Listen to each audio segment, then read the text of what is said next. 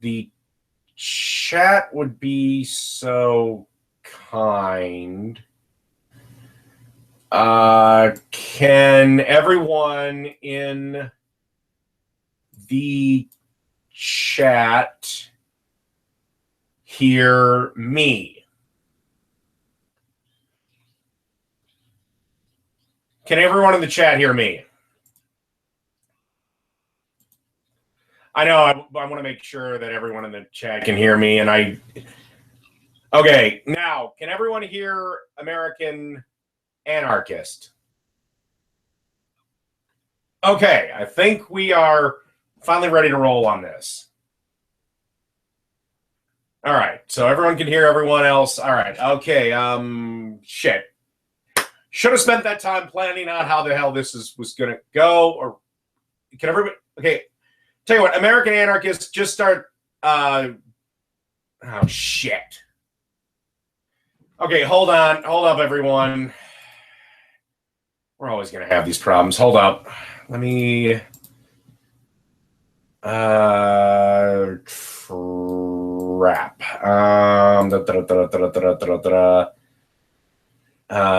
Can I, damn it. Hold up. American, I'm going to send you another link. Hopefully you can get in that one. Give me 1 second.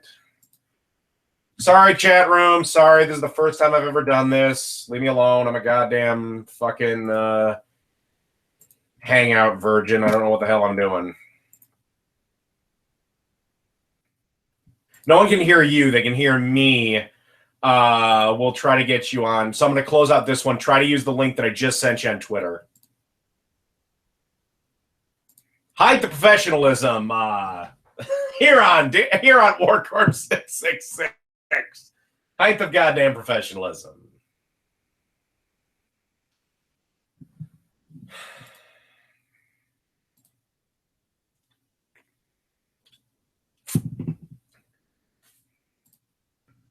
All right. Hopefully he got that. Yes. Yep. Okay. Now, can everybody hear me? American Anarchist. Let's see. Just do a little checkity check. Hello. Can everybody hear me? Can everyone in the? Okay. All right. I think we're up and rolling now. Finally. Hide the professionalism here on this channel. It's a learning experience. All right. So do you want to start or should I start? Up to you. I'll leave it up to you. Considering it is your challenge, I think you should start. Okay.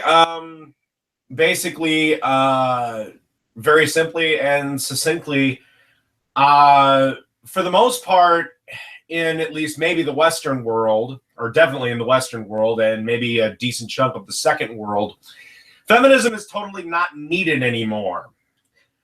They used to fight for equality, and they used to fight for real injustice, and like most ideas like this, it started off as a halfway decent idea.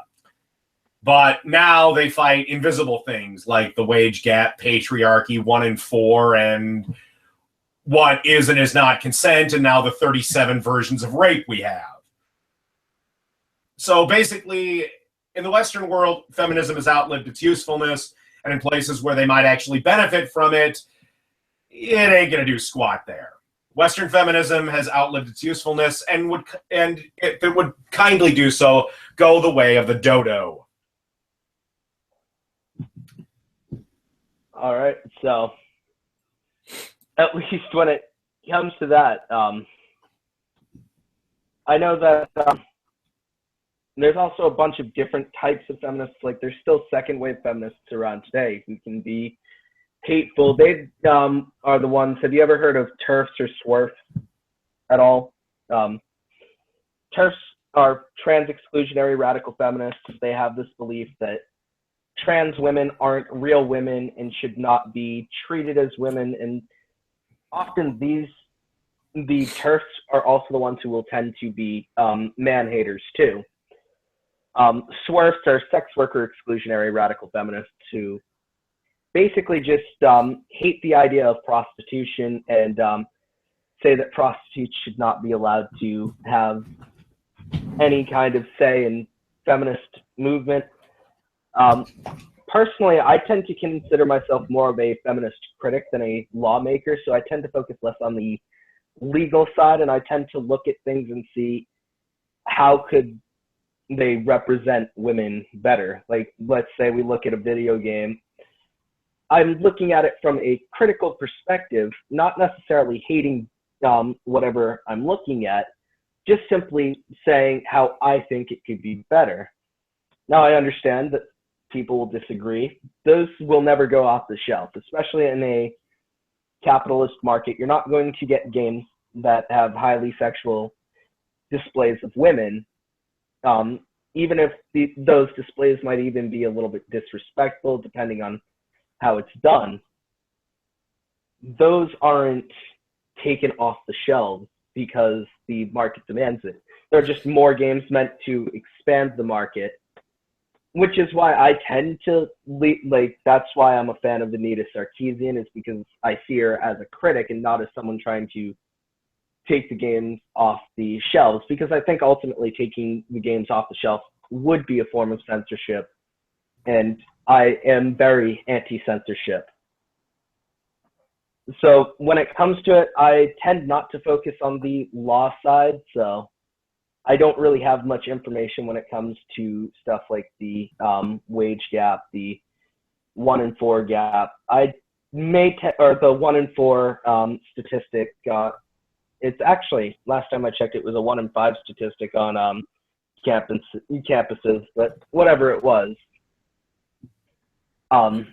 I don't have much information on that, so that's not really a point that I can argue well.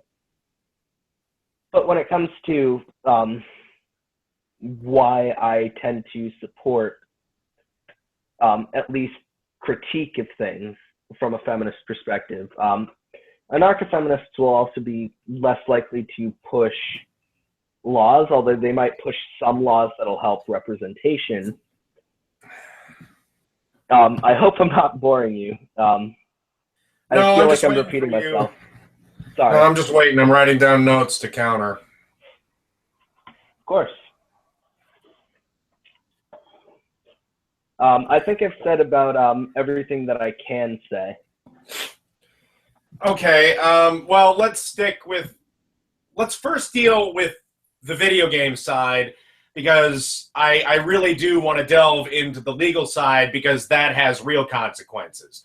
Nobody is going to have their life destroyed, or nobody is going to have their self-esteem destroyed because they're a 300-pound land whale and they happen to see some 125-pound hot girl shaking her pixelated ass. First off, in movies and television and in books and in video games, women are represented just fine.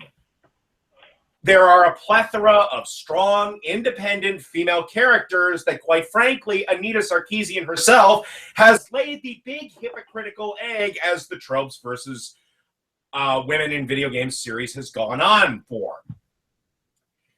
And also, keep in mind, video games are larger than life. They're exaggerations. Men are just as exaggerated, too. Do you honestly think any guy is as cut and as shredded as Ryu, or Liu Kang, or Kano, or Johnny Cage, or Prince of Persia, or the Assassin's Creed, any of them? I mean, no, they're just, same thing as, like, you can't shoot fireballs out of your hands. It's an exaggeration. You know, I mean, they're like comic book characters, you know? And... you know, and a lot of times feminist critics, they're never happy. If you have an attractive lesbian with an attractive lesbian, oh, that's just for the titillation of men. Oh, if you have an attractive woman doing this, titillation of men. If you have a fat girl, oh, it's, again, somehow titillation of men. You know, the whole argument is just, they're fiction. You know, they're whatever the author wants to be. And nobody should have their self-image defined by a fictional character. Look for real heroes. Also, the reason that most of the games tend to have sexualized females is most of your quote-unquote hardcore players are still men. Now, yes, there is a good female video game audience out there, and they don't give two rats' asses about how women are portrayed in games. They just want to play the game. But your average female gamer plays games like Candy Crush and, you know, stuff like that. Angry Birds, casual games, which is fine. Play whatever you want. The one that I really do is men typically in a legal system, and in a legal sense and in a real sense, get really screwed over by third wave feminist nonsense like the 1 in 5 statistic, which is still garbage. They're still trying to push 1 in 3 and 1 in 4. 1 in 5 is garbage. I've already done the numbers on it. And honestly, if the 1 in 5 rape stat at colleges is true, why would any parent willingly send their daughter into a place that is as dangerous as the Congo, which is an area of the world that has real rape camps? Why would you send your daughter there if there's a 20% shot that she's going to get raped? The answer is no, she's not. It's just feminists need those numbers to be that high, so they misconstrue everything, up to and including attempted forced kissing or misreading of signals and then just planting a kiss on her. Okay, they threw everything at the wall in this study to get that number up that damn high. And I'm leaving out divorce courts where men are completely destroyed. You know, so, I mean, and then, well, you know what? I've kind of rambled on long enough. You can give a counterpoint to that. Okay, so when it comes to the 1 in 5 statistic, I do agree that it may not be the best statistic, but looking at what I have seen, because I've looked at the paper myself, the way that they define the stuff is they took the legal definition, they then took whether the person would, but also the fact that it was so few colleges means that it's very unlikely to represent the whole of colleges, but it is really hard to get statistics for the area. So I do think that the stats in this case may be somewhat unreliable, maybe even more than somewhat. But then why do feminists constantly promote it like it's gospel? You even have the president and vice president saying that it's true. They quote it as quick as Anita Sarkeesian quotes it. Or Gloria Steinem. They are the most representative stats that we have currently up to date. But they're lies. They're complete fabrication and lies. They were on the so the study, they were done in 2 different colleges, which is what, so I think this was where they were able to get the most people to do it. The problem when it comes to generally with social sciences is that their surveys, you can't get everybody to do a survey. Some people are just gonna blow off a survey. It's not, you can't just go North Korea and say everybody has to take this, because we live in a place where you don't have to take a survey automatically. So the reason why these stats get used is due to the fact that they're more reliable than any other stats that we have, but they're not as reliable as stats can possibly be when it comes to the whole situation. So again, a lot of this I'm going off of memory based off of it, because it's not like I can have it on me. It's not like I can have the stuff in front of me at all times, but I did a little bit of study of it. It is more reliable than other stats that we have, but you're right when you say it's not the most reliable stat. Would you like to know a little bit about that survey, actually?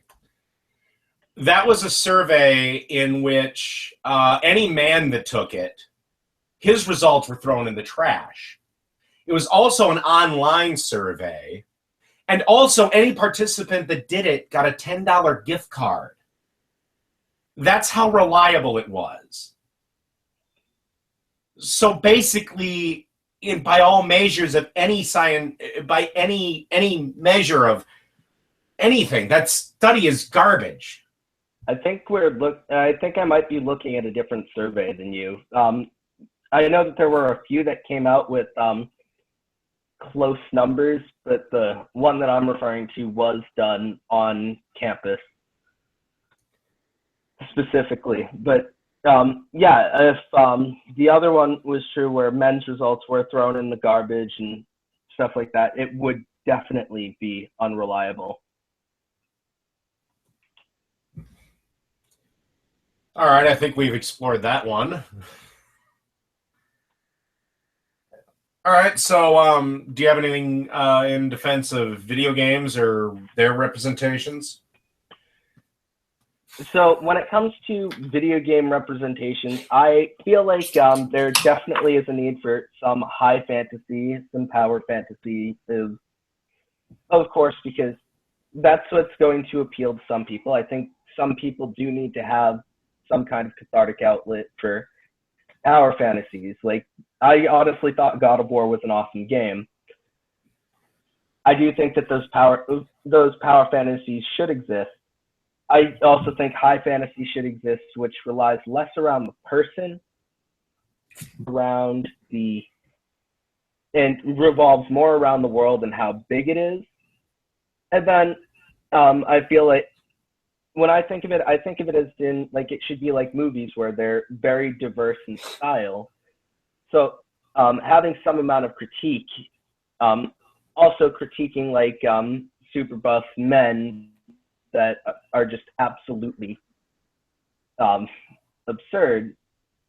I think those are definitely things that should be looked at, because that definitely can change. It can change a man's self-esteem to an extent if that's what they're seeing in the media all around them. I think having diverse media and having because I'm a big fan of video games, I think that video games should be diverse. You should have high fantasy, you should have power fantasy, you should have some more realistic, gritty stuff. You should have stuff that's more like the Batman Arkham series, another shout out to another video game. So it's a bit more of, I think that criticism just makes things better, especially when it comes from all sides and has all opinions listened to. Okay. Let me. I don't really know where you're going with the power fantasy one. But as for high fantasy and open world, well, take Dragon Age. It's one of the best high fantasy games ever made, yet feminists constantly complain about it because of the way Morrigan is dressed throughout most of the game. Yet, if they actually bothered to play the game, they know that sexuality is part of her character. You know, and also, you bring up Batman Arkham Asylum, and then before that you brought up male self-esteem. No human being on this earth could hope to be Batman. No, I don't care to be Batman. The closest we got to was John Jones, and he made sure to screw that up. I was separating that as kind of like the superhero genre. That's what I was. And honestly, if a guy is really feeling insecure about himself, sitting there playing video games, and he sees this big buff dude, you know, beating the living hell out of 38 guys, well, maybe in a way I look at it, well, that might inspire him to go to the gym. I mean, and also keep in mind, Sarkeesian hated Batman because of Catwoman. She felt that was too sexual. Again, Catwoman, a woman that no woman on earth could hope to be because she's a superhero.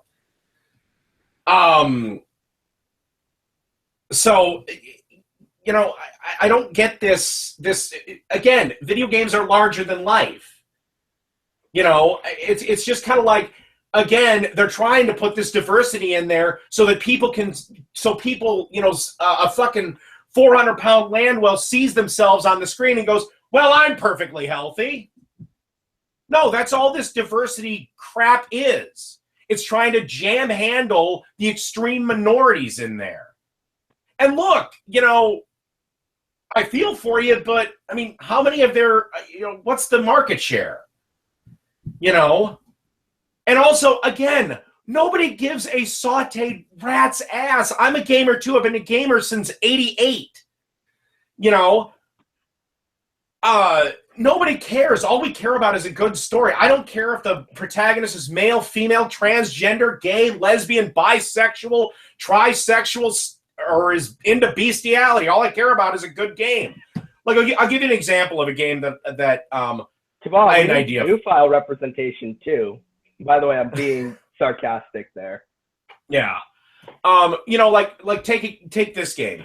If I made a simple game where the whole point of the game is all you do in the game is torture women. That's it. That's the whole game. Now, the feminists would flip out about it, and so would every gamer, because the game's boring and would get very tiring very quickly.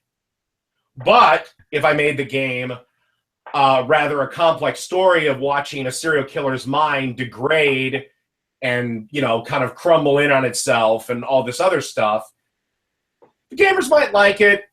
The feminists would still flip out, because feminists, I hate to say it, in this day and age, the third wavers, they're pro-censorship. And getting back to your point when you made it a while ago, for second wave feminists that are still out there, they're not feminists anymore. They're egalitarians who believe in equality for all. I'm an egalitarian. I believe everyone should be equal under the law. Now, there are some things that, quite frankly, we're never going to be equal on, because men and women happen to be different.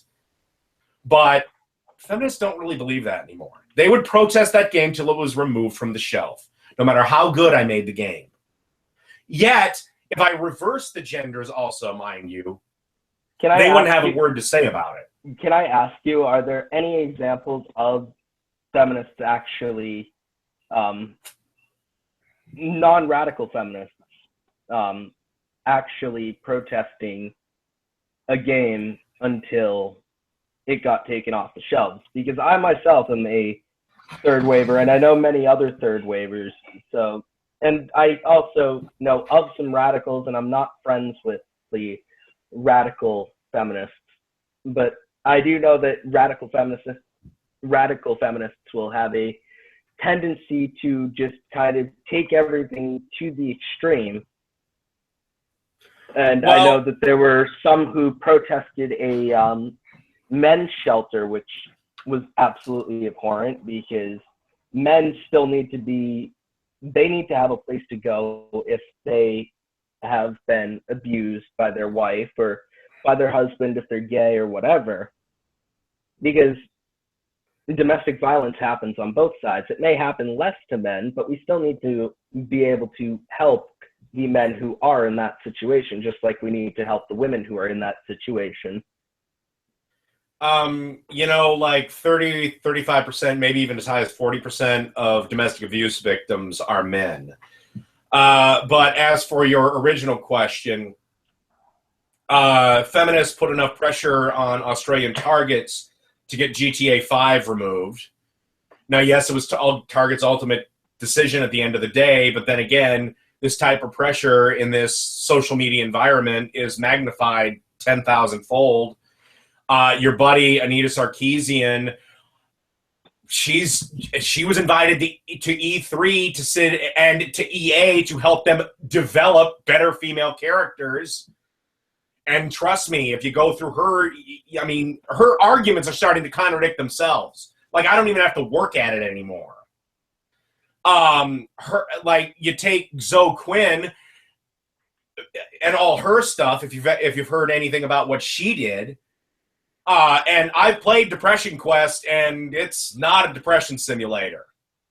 And I got that from very reliable sources, including a couple of friends of mine that do struggle with depression.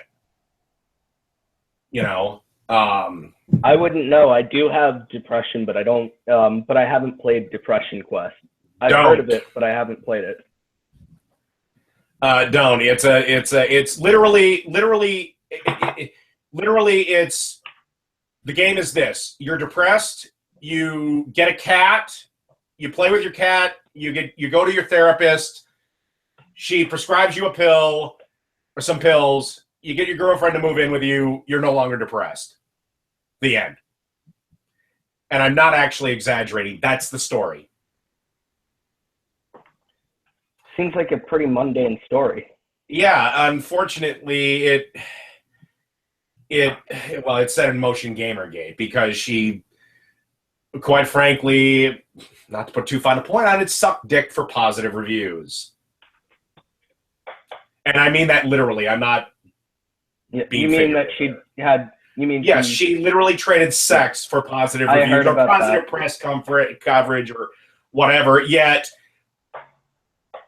again, you know, I hate to say it, but again, they were trying to change gaming. You know, the people you're attempting to defend, I mean, you should almost be on my side, you know.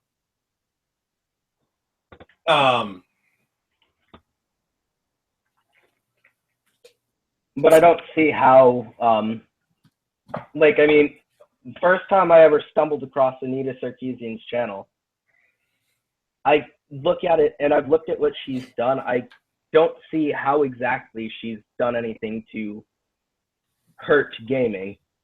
I've seen how she's criticized gaming. She's criticized games that I like, but she's also made it clear that she even likes some of the games that she criticizes.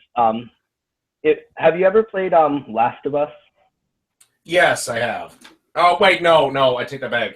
I did play a bit of the, oh, God, that goddamn one thing. I borrowed it from a friend of mine. I wanted to play that that expansion thing that she was rating on with the whole lesbian storyline in it. Oh, Left Behind. Yeah. Yeah. The oh, it was Left Behind? That was the name of the DLC, the side story to. Oh, okay, all right. I myself actually own the game. It was a very fun game. I know that a lot of people enjoyed it. It was a great game. The guys at Naughty Dog who developed it said that they took cues from some of the criticism that they had got from Anita Sarkeesian to try and make a more realistic, more gritty kind of game, much rather than a very tower fantasy game. Again, I'm not saying take these off the shelves. I don't see how expanding the market hurts. Because, quite frankly, everything was running just fine and dandy. There was a plethora of strong female characters, well-defined 3D characters, long before Anita Sarkeesian ever picked up a controller for the first time in her life in about 2012. I mean, I'm sorry, but okay, I might admit that maybe she's not doing anything to hurt it yet, but she's not doing anything to help it because, quite frankly, the characters were already there. All she is doing is, again, playing the professional victim, which is what she's done this entire time. And, quite frankly, I take that back. She's lied about playing the professional victim because she's not even going to finish what she promised. You know? I mean, everything was going fine. I mean, would you like a list just off the top of my head of strong female characters in video games that existed long before Anita? I have plenty off the top of my head. Yeah. So again, if you watch her videos, she cherry picks like hell. And most of the time, you know what my number one criticism of Anita with her videos is? You didn't actually play the game is my normal catchphrase.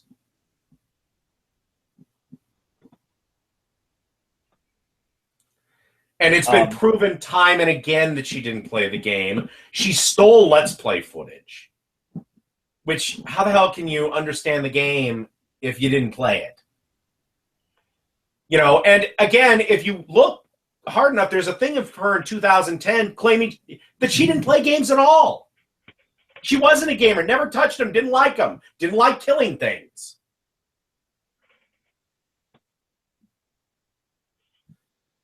I mean, sure about that, but if I tell you what, search for the video, and if I tell you what, I will put it on my channel. I will put it on my channel the second we're done with this debate. All right, and I'll upload it for you. I mean, I did hear that. I know that she said something about hating video games at one point. No, she said flat out, I don't play games. I don't understand games. I don't want to go around killing things and blowing their heads off.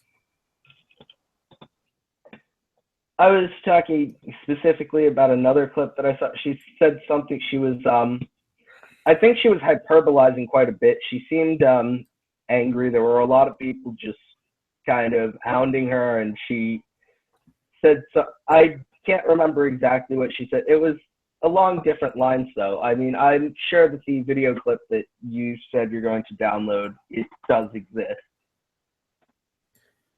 Well, but here's the thing, though. I mean, and here's the other thing. You know, she doesn't answer any of the criticisms against her. You know, this is getting into a debate about Anita Sarkeesian and the ethics of it rather than feminism, but you know, I hate to say it, but you know, she stole $128,000. I take that back. I'm not going to say steal. She was given $128,000 to make a video. $128,000 would be a way to put it. Yeah, and she didn't deliver on that, which is why she can never go back to Kickstarter. I hope she knows that people can ask for their money back if they didn't get their project delivered. And then she makes 200. So I mean, I hate to say it, but no, she's a critic talking about a subject she knows nothing about. It'd be like me if I started critiquing comic books. I don't know much about comic books. I'd be exposed as a fraud in 5 seconds. You know, and that's what Anita is. To any gamer, she doesn't know what in the hell she's talking about. How can you critique something that you don't actually actively engage in? You know? And she proves it with again, my common catchphrase when I critique her is, you didn't play the game.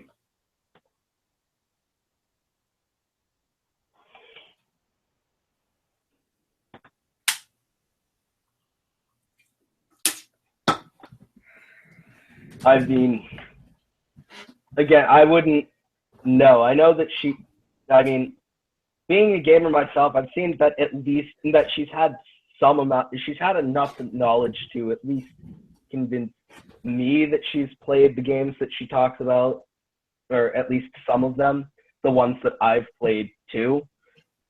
But there's been some of them that I haven't played where I couldn't say whether I know that she played it or not. I could say, I mean, I do know that she, I heard that she did rip Let's Play footage. Quite honestly, when it comes to ripping Let's Play footage, that's not, I don't see any problem with that because you might not be recording the game when you're playing it yourself. So taking a little bit of footage that someone else gave you.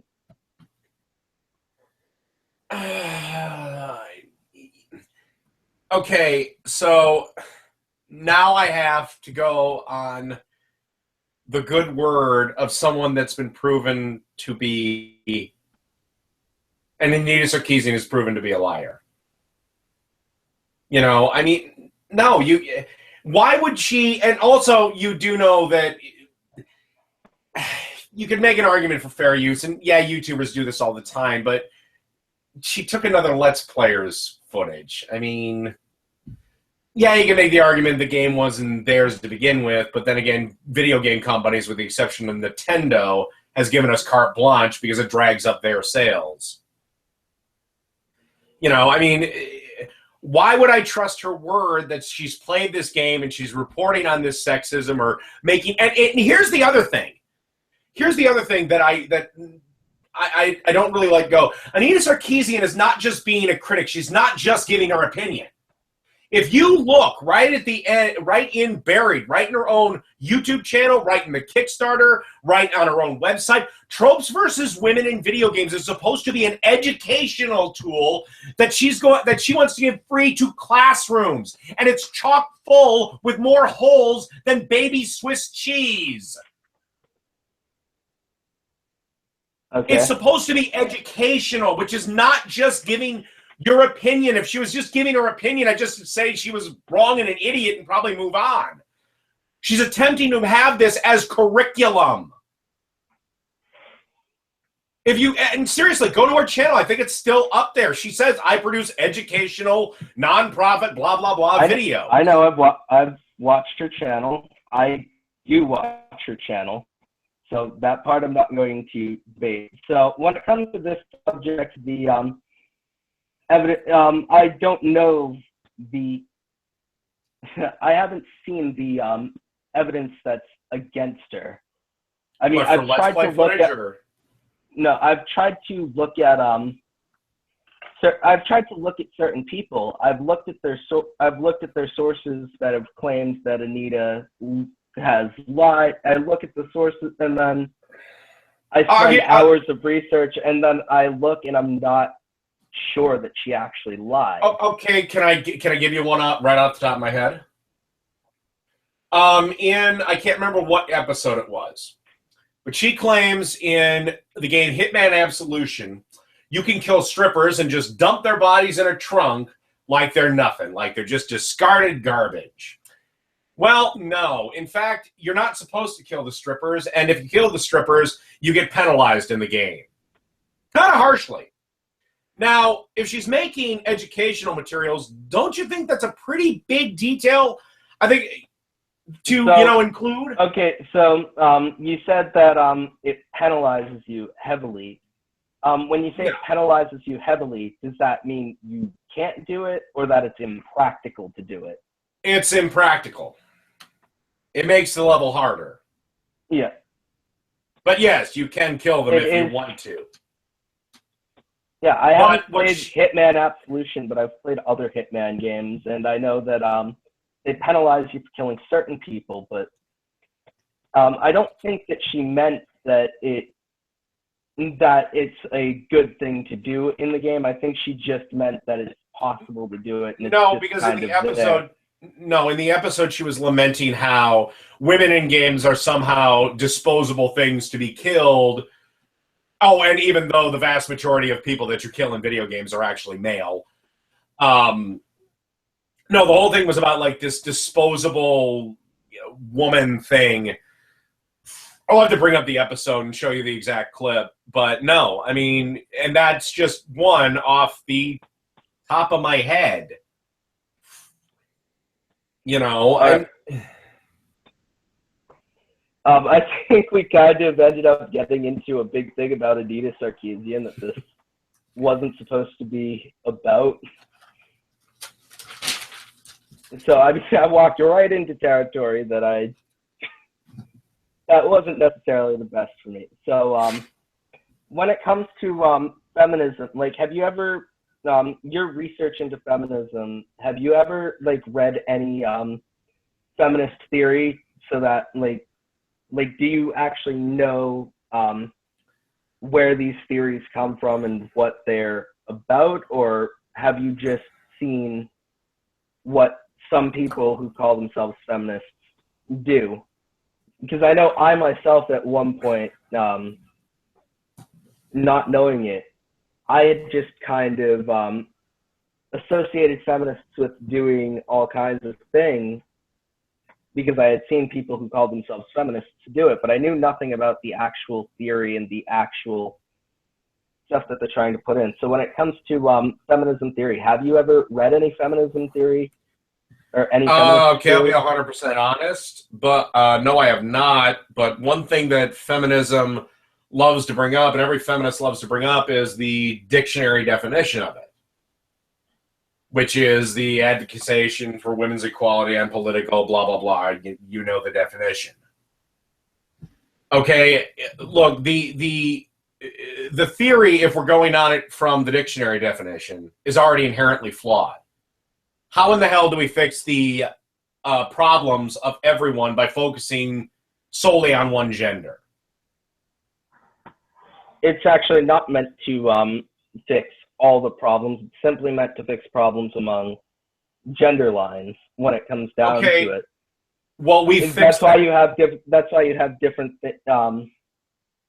When it comes to legality, look in the if you look in the political sphere, you'll see that men tend to control a lot. You have the Republicans who are trying to stop. Women are free to enter politics. They don't choose to. There is no glass ceiling. There is no invisible wall. There is no anything preventing them from entering politics. That was not what I was trying to get to. I was trying to get to how the influence might work at that point. So yeah, you're right. People choose to go into it. But yeah, you have the Republicans who are starting to make up a bigger amount of the Senate at this point, trying to revoke a woman's right to choose. If you have more women in there, you're not going to. The men don't even have a chance to try to repeal it, even if they try. They're not. There are so many Republicans who are trying to overturn Roe v. Wade, which is terrible. That's the woman's right to choose whether she has a baby. Now, I'm not saying late-term abortions or anything like that, but she should have the right to choose. And she does, at least for now.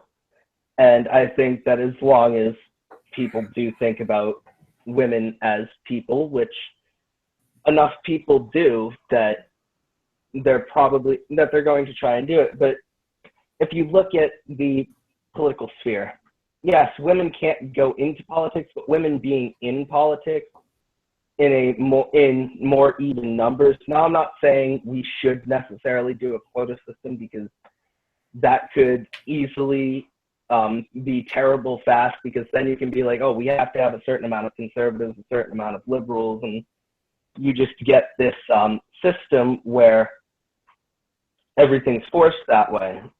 But the fact that you have a lot of these people who aren't necessarily the most egalitarian people able to get in power, when you have these other people in power, it balances the power enough. So I understand when I say women having a more equal amount. Now, I think when it comes to like black people, that you shouldn't like necessarily make them 50%. I think when the political sphere is represented by mostly one group of person, that one group of person may think less about people. And that's why there's also grassroots activism. This grassroots activism can pressure these people to think of the other people, which is, quite honestly, I think a better solution than trying to make this quota system, is to try and force politicians to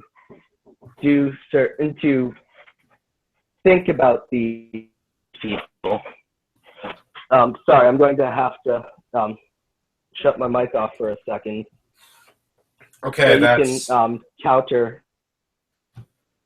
Okay, he might have to be. Okay, he's got to shut his mic off. All right. Basically, first off, foremost, Roe v. Wade isn't going anywhere. It's the same thing as like the Second Amendment. Look, it's one of the things that the liberals love to drag out. Conservatives, their favorite thing is the guns. They're not going anywhere. Sorry. Yes, it's hypothetically possible, but they ain't going anywhere. Also, you are aware that more women than men are devout Christians, and they hate abortion too. I would actually hazard a guess that there's probably more women that hate abortion and more women that attend anti-abortion rallies than there are men. So to try to say that this is all men who are typically less religious in the first place is kind of ridiculous. I mean, if I actually had to gather them up, I bet you $20 the biggest anti-abortion opponent or the biggest anti-abortion people are women. The majority of them. You know, and as for lobby groups putting pressure, well, unfortunately, that can go a little too far. I'm not talking about lobby groups. I'm talking about activist groups, not well, activist groups can go too not far. Not lobbyists, but grassroots, just normal people. Well, that can go too far. Of course, they can then you have other people to counter, and I think that all these ideas. What about when they start hijacking movements? I mean, you would consider like Black Lives Matters a grassroots movement, right? Yes. Well, unfortunately, they're now using, essentially, I'll call it soft terror tactics and intimidation tactics to get their point across. I mean, they hijacked the Pride Parade in Toronto. That was definitely they disrupt stuff all the time. Definitely a dick move, but when it comes to the majority of what they do, the majority of Black Lives Matter affinity groups aren't going and doing this. They're usually just going with activism. Or they're usually just going with other forms of activism. And when you look at the guy in Dallas who killed 6 police officers, he didn't kill 6 police officers because of Black Lives Matter. In fact, he cited hating Black Lives Matter and thinking that they weren't able to get anything done. And that's why he killed the police officers. When it comes, you do have a point that, yes, there are members of the group who can always go too far, but that doesn't mean the group shouldn't exist. The fact that the group still has the fact that the group still has its actual platform, because there's a Black Lives Matter official platform, and then there's a hashtag that some people will use. So the platform itself actually has a bunch of accomplishments that they want to get done, like demilitarizing the police, for example. This platform wants to get that done. Now, you might have some people who use that, and then they go and cause a bunch of property destruction, they spray paint Black Lives Matter.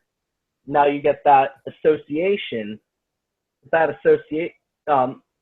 group, that affinity group, or that group that has used the name, is not part of the platform. So when it comes to groups, you do have a point in saying that going in the extremes, you have this group that will end up breaking these.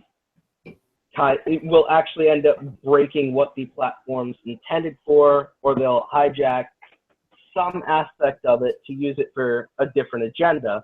And when it comes to feminism, you have many different agendas, where I mentioned earlier the TERFs and SWERFs. That all originated in radical sects of the second wave. Some of them might call themselves third wave. Some of them don't even call themselves third wave, they call themselves second wave. These people have very shitty views. They want to keep certain people from having any kinds of rights. And I'm also not against having I'm not against having an actual men's rights group.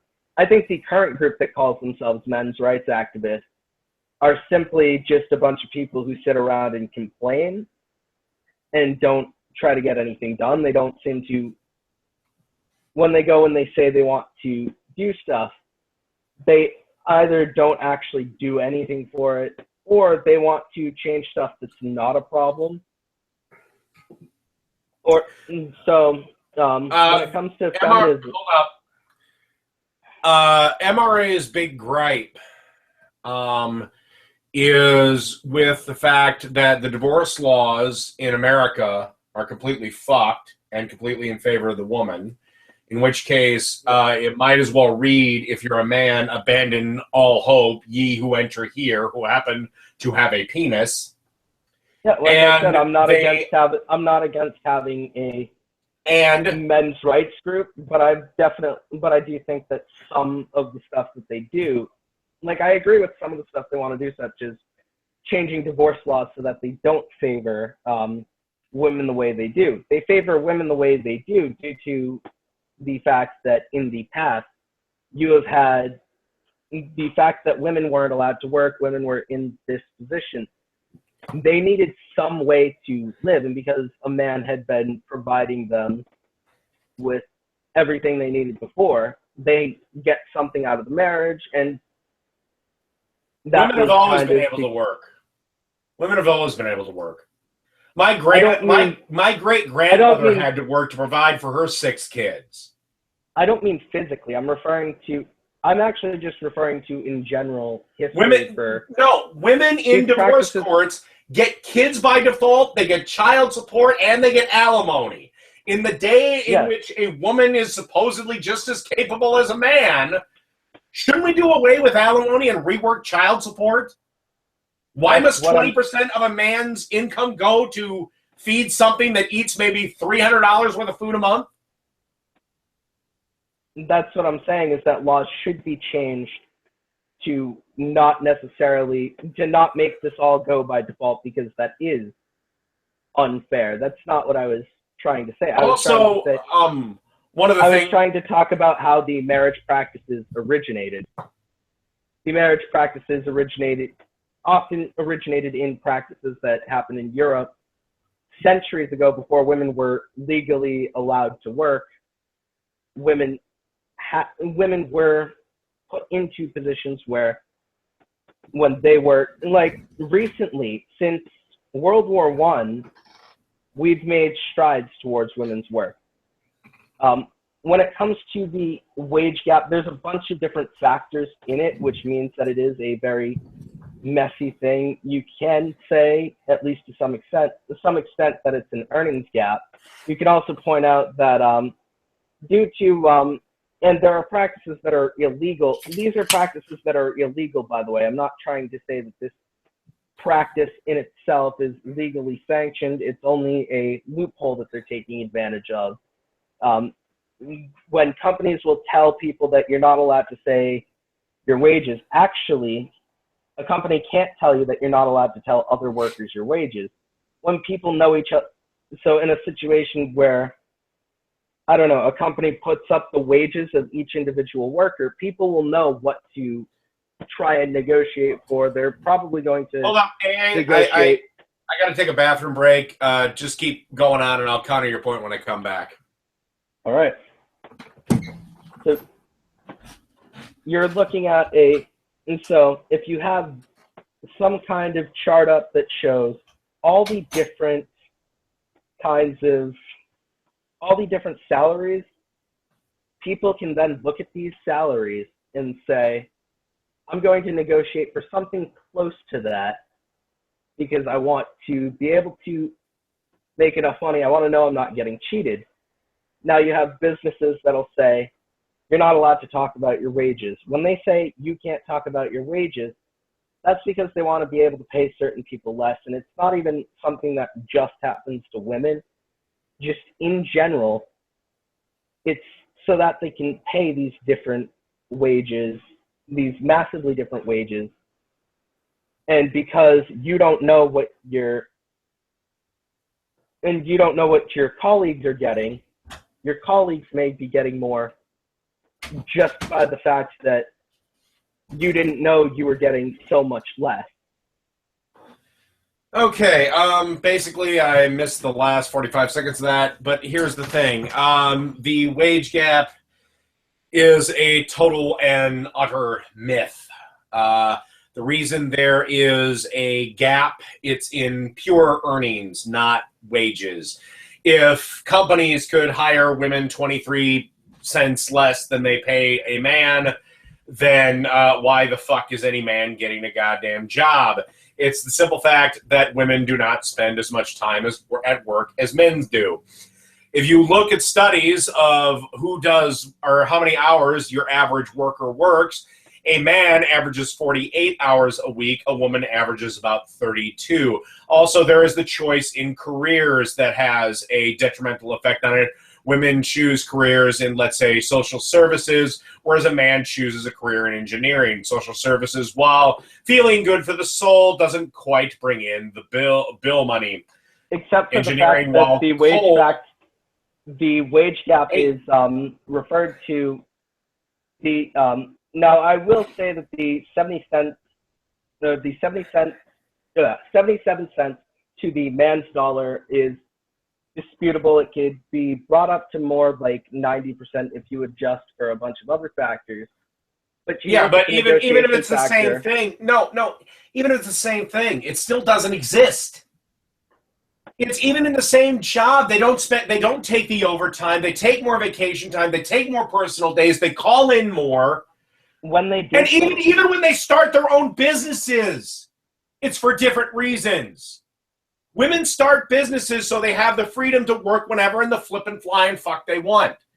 Men start businesses to make as much money as possible. It's not a bad thing. It's just how we're hardwired. Now, are there women that are hardwired like men? Yeah, of course. Look at Lori Grenier. The stats, actually, when they came up with the gap, these stats were looking at the differences. They took all these factors in. When you look at I took a stats class before leaving high school, and I'm going to be going into college doing stats. I know that they have to put in all these factors and they have to adjust for these factors, which is why I'm saying the number is debatable, but there is a gap. The gap in earnings can still be at least somewhat filled if you have some sort of solution, such as everybody has their wages posted on a wall, or everybody is freely allowed to talk about their wages. Everybody is. I have never worked at a company where they expressly forbid you from talking about your wages. I mean, that's one of the big things workers should do, is talk about their wages. I've never once had that at all, ever. But many don't, because companies will either show. Again, why would they hire a man over a woman if they can get the woman for cheaper? Also, there is another factor, and that is salary negotiation. That's what I was trying to get to. Unfortunately, that's a problem feminism is not going to fix. You need to tell women to cut a better deal. Sorry, but if somebody's going to take a crappier deal than what they think they're worth, then that's on them. And that's another big problem with feminism. The reason they take that is like children. I mean, you got to admit that feminism infantilizes women. I don't have to admit anything. Well, no, you don't have to admit anything, but you got to admit that when they're complaining about an earnings gap just due to the fact that the grown-ass person that's attempting to get a good wage for themselves takes whatever's available without even countering anything, well, that's on them. Feminism now is a complete victim cult in which nothing is their fault. It's either the patriarchy or this or that, and that's the reason why Black Lives Matter has spread so rapidly. It's an excuse to blame something else for your own problems. Like you didn't negotiate a good job. Well, I'm sorry, but part of that is on you.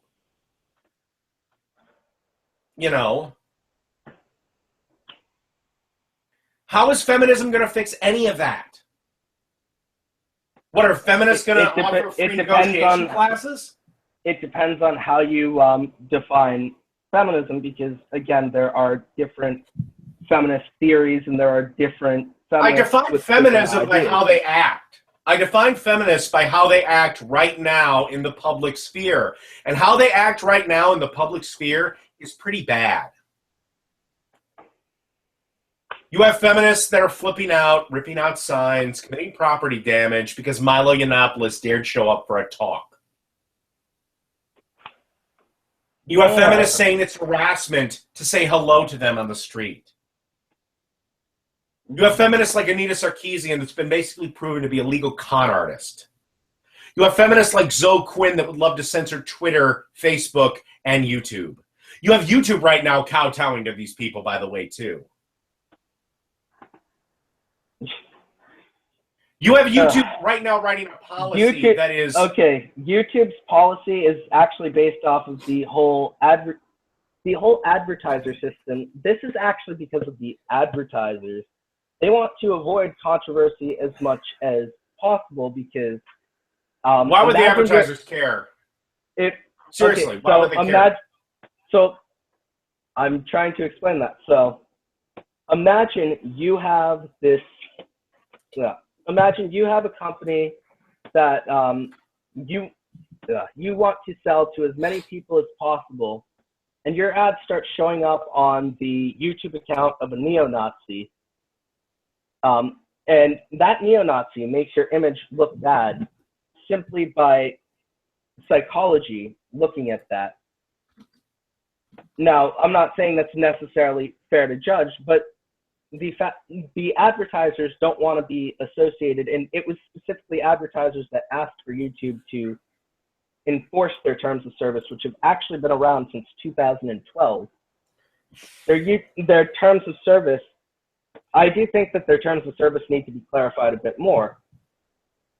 But, I mean, Cat Black got demonetized, so it's not just something that's happening to one side. This is something that's happening to both sides, and it's because controversial subjects, they want to be associated with politics as little as possible, unless they're a political company specifically, because they want to be as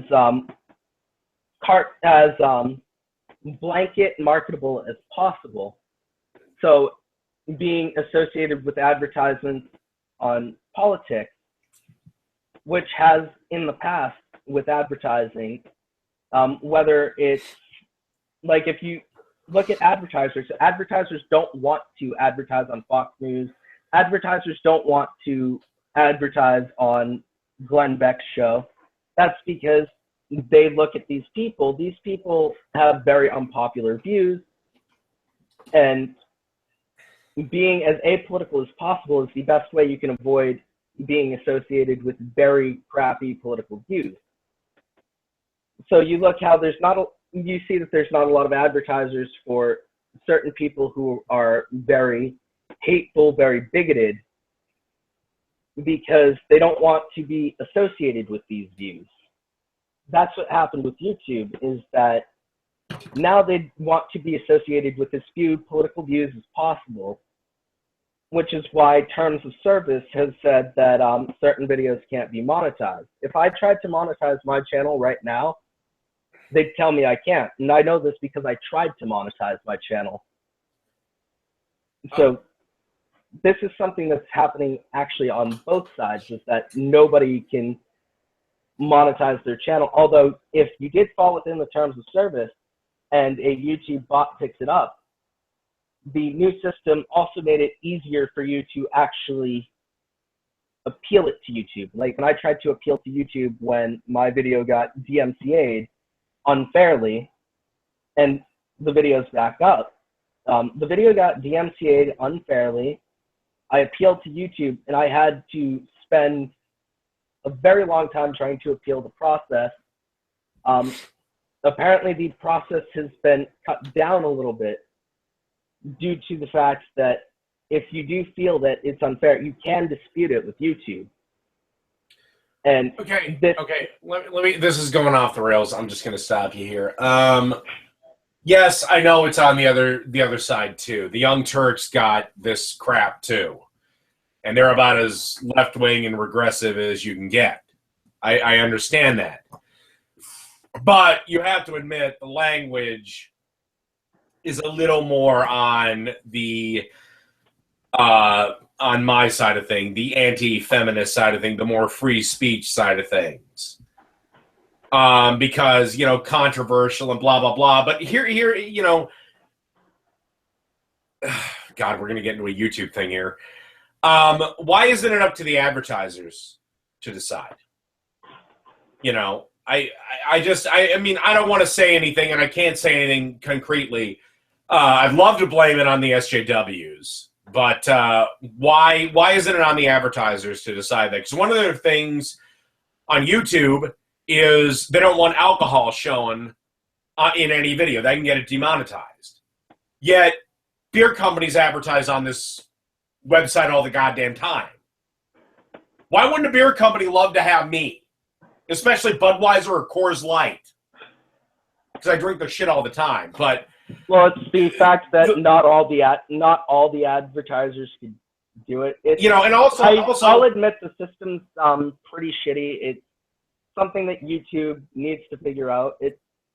But I think that when it comes to advertising, YouTube is going to probably end up more like the way cable television does when it comes to its advertising, meaning that vanilla and bland. Yeah. Also, one other thing before we close this portion of the debate out, do you think there's maybe a reason? Why your average anti-feminist gets far more views and far more plays than your average feminist? Maybe it's because, again, it's a toxic ideology that nobody wants. I think it just happens, the other side happens to be more popular. Just because no, there's a reason why it's more popular. There's a reason why things are popular. Slavery at one point was more popular, so pointing at slavery was that's an appeal. No. That's a false equivalency. I'm not. No. That's not the equivalency I'm trying to make. I'm trying to point out that it is very fallacious to say that just because something is not popular, we're making an argument, and our argument is more popular. Do you think that there's a reason for that? Slavery was popular because we needed it for the cotton gin to work. No, slavery had a real reason due to limitations of technology.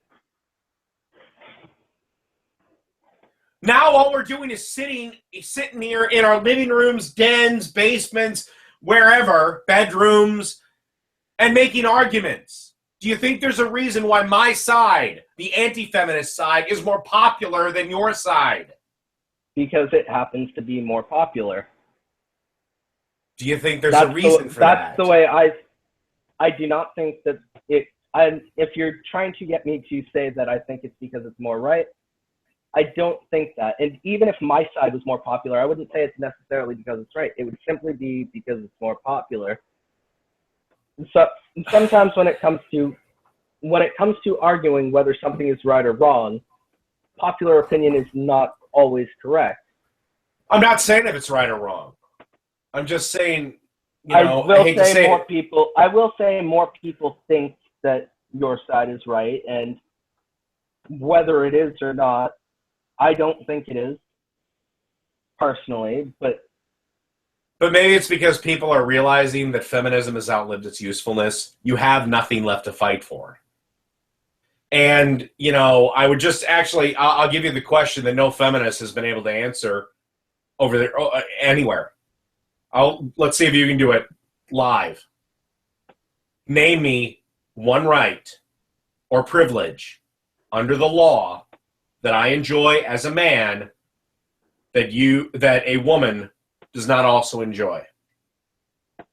The reason that I can't answer that, or why it can't be answered by people, is because feminism at this point is not about. A lot of it tends to lean more towards trying to aim for, depending on what kind of feminist you're looking at. Marxist feminists, they're going to lean more toward affirmative action. You look at anarcho-feminists, they're going to lean towards educating the masses.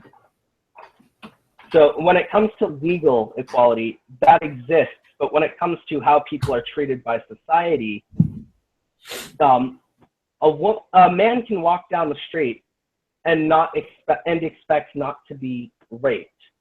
Okay. No. Stop. Hold up. I'm gonna tell you what.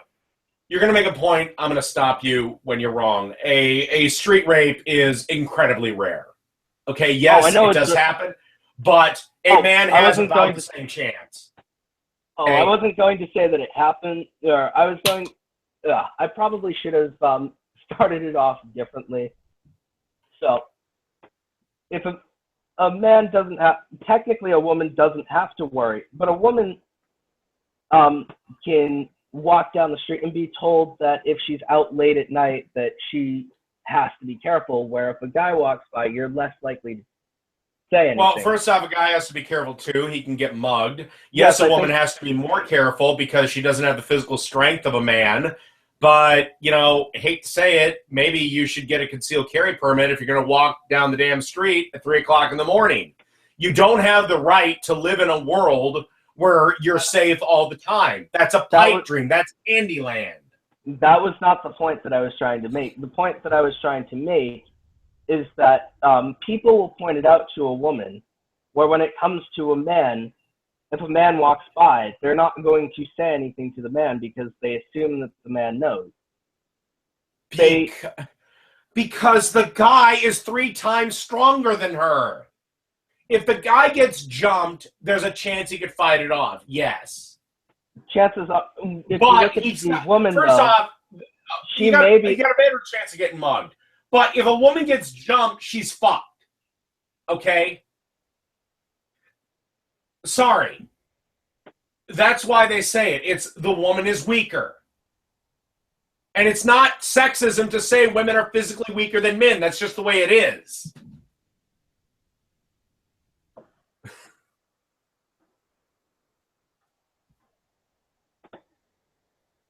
Okay, well, I did make my point.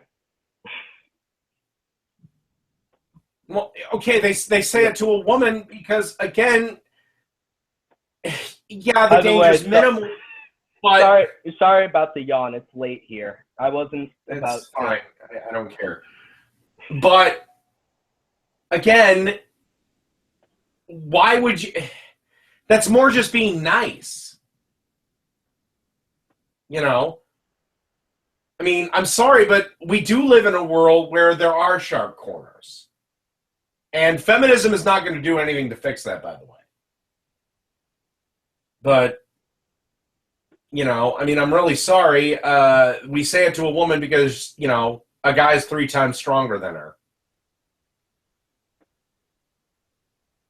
If she does get attacked, small chance, but, maybe she should be a little more cautious in the middle of the night.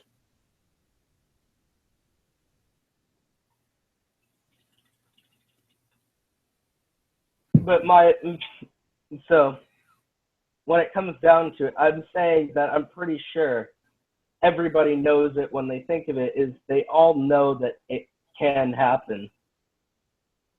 I'm simply saying that it's the cultural thing, is that we look at it and we think, because the woman is weaker, we should let her know and we should tell her that we hope she gets home safely.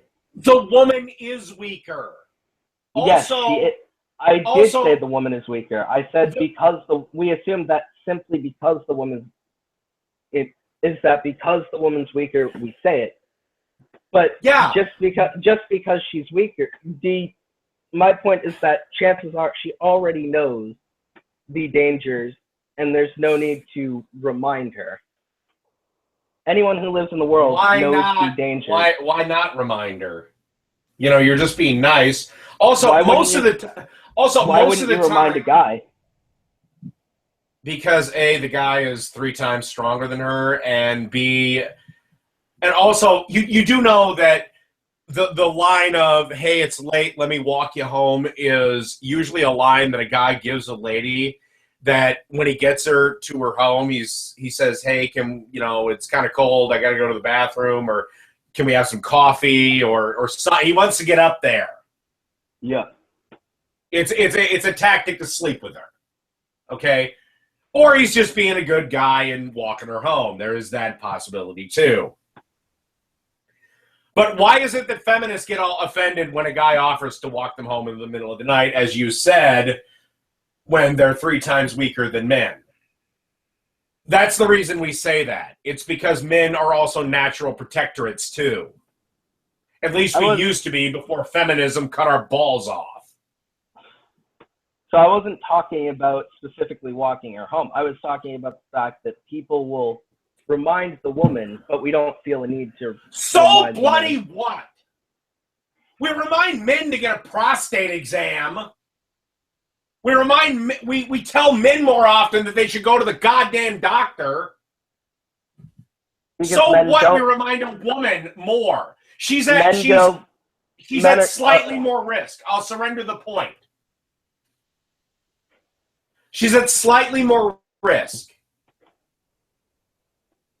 She's at slightly more risk because she's an easier target. Like, again, nature decreed that. How is feminism going to fix any of that?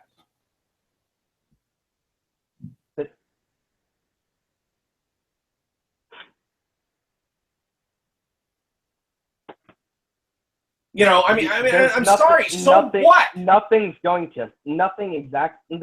that's going to fix the attack on the same street. Thing is why we tell little girls they're cute. We don't tell little boys that because little boys hate that. What's the big deal? What is the big deal with having a social norm? Why are social norms such a bad thing?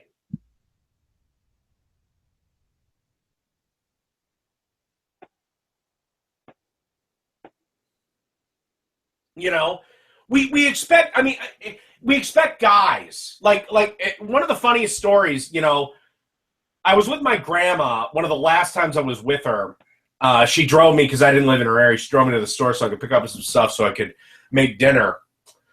And I was, like 22. And my grandma said she was going to go pick up some stuff, and then 5 seconds later, she's right by me. And my grandma never accepted the fact that I grew up. And I said, well, Grandma, I thought you were, moving down there. And, she said, well, that guy looked down there and I don't trust him. Like, I even said to her, like, Grandma, I'm 22. If any shit hits the fan, I got to protect you or I'm thought a coward. It's like, I'm sorry, but no, there are social norms. They're based in reality. And are they so bad? You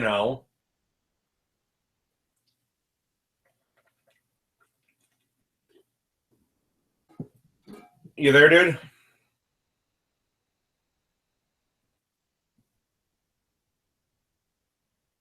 Hello? American Anarchist. Oh yeah, I'm still here. I forgot. Okay. I forgot to unmute myself. I was literally talking into a muted mic. Forget an echo chamber. I was shouting into a void. So. Okay. Basically, the whole question is, is social norms such a bad thing because they are rooted in things like, again, if shit hits the fan, men are expected, because we're capable, to take charge rather than sit back, simpering, and crying.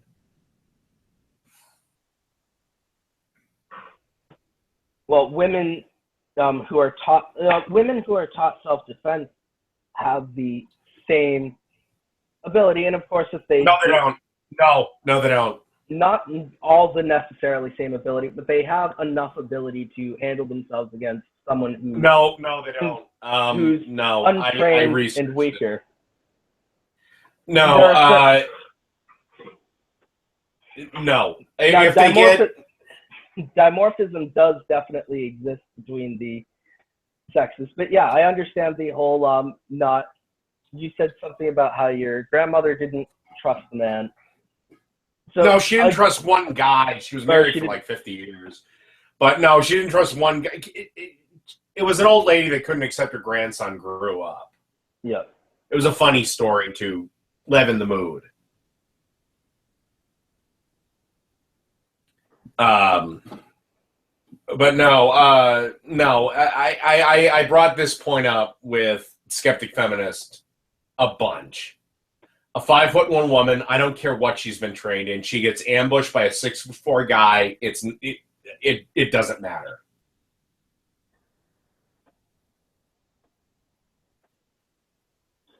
I was actually, well, I wasn't saying necessarily in an ambush, because I'm a big guy, but if I get ambushed by someone who, hell, even is the same size, I may not, I don't have the same ability to defend myself. General stuff. I was actually referring to, in general, because of the fact that there are some men who are small, and I was pointing out the fact that there are size differences among people in general, and there are certain specific cases where a woman might have an advantage, but generally they are disadvantaged in that apartment due to dimorphism, and I definitely will give that. So I understand where it comes from.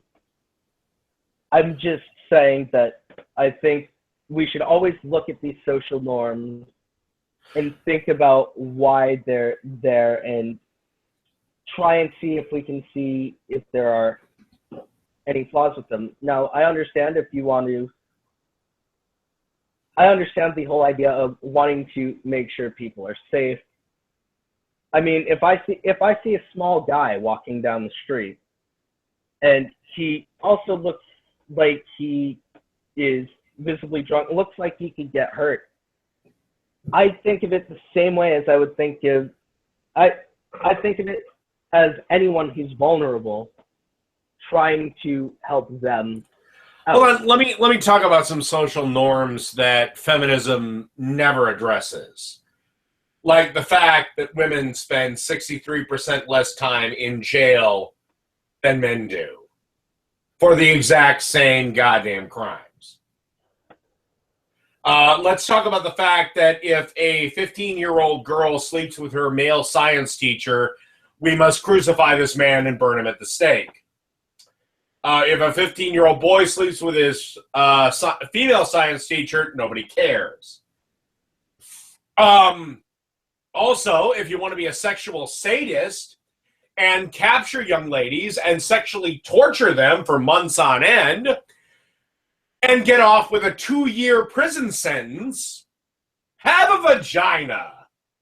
Because that was an actual news story that literally, yeah, that happened. A woman sexually tortured a bunch of women and was let off with a 2-year prison sentence. Because I did hear about that, actually. I can say that at least to people that I've known in real life who are feminists, not online, I couldn't name off the top of my head any of the major feminists who said something, but I know that there are at least feminists in real life who they may not bring up that they may not necessarily bring up that point, but when it comes to a female teacher sleeping with a man, 62% for the exact same crimes. Yeah, that's a pretty big number. That is quite a big number, and I do think that it is. I do think that it's unfair that men have to spend more time in jail for the same crime. I think women should have to spend longer in jail if they do something that's absolutely horrible than they do currently. And I know, at least in my real life, some people who are feminists who point that out. There are a few who will talk about it briefly, but it sometimes just in general is not a main subject.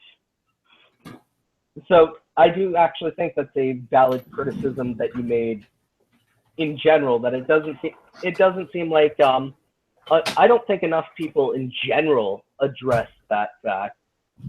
And to look back and examine it, it's quite I hate to bring this up. That's one of the things that MRAs bring up all the time, and feminists like Christiosity, who had just joined us in the chat, tells us generally to shut the fuck up about. Now, don't you, Christy? Because anytime any MRA or any self-identified MRA speaks up about anything, we get told to shut up.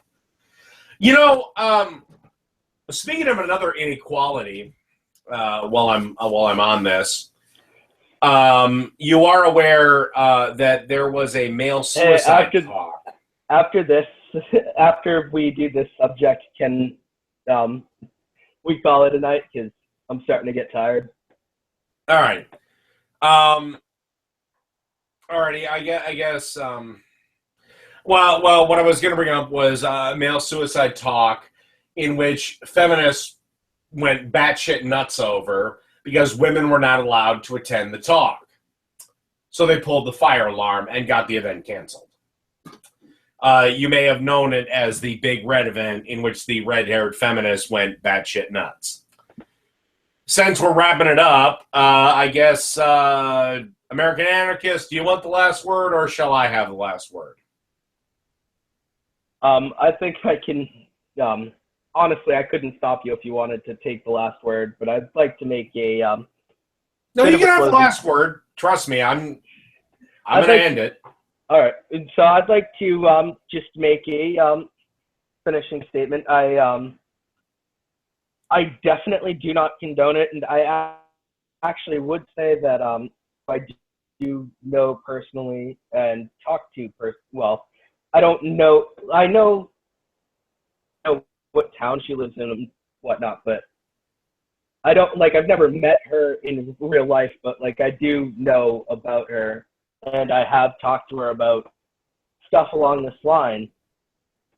Personally, so when it comes to this, I think that she definitely would be against people who would stop a suicide meeting that talks about men simply due to the fact that women don't attend, because there might have been a reason why they had specifically men there. If they're talking about the subject of male suicide, why men might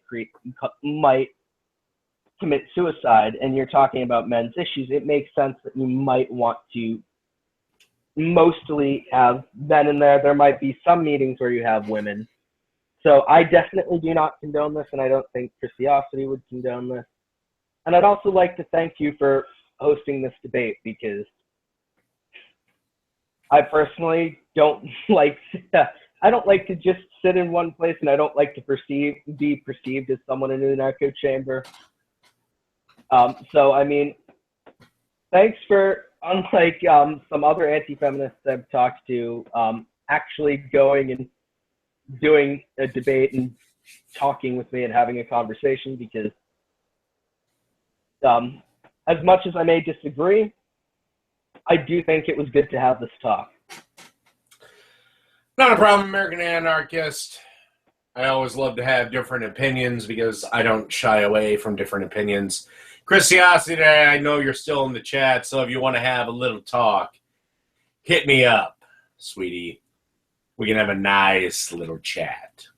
Anyway, I'm not really going to make a closing statement.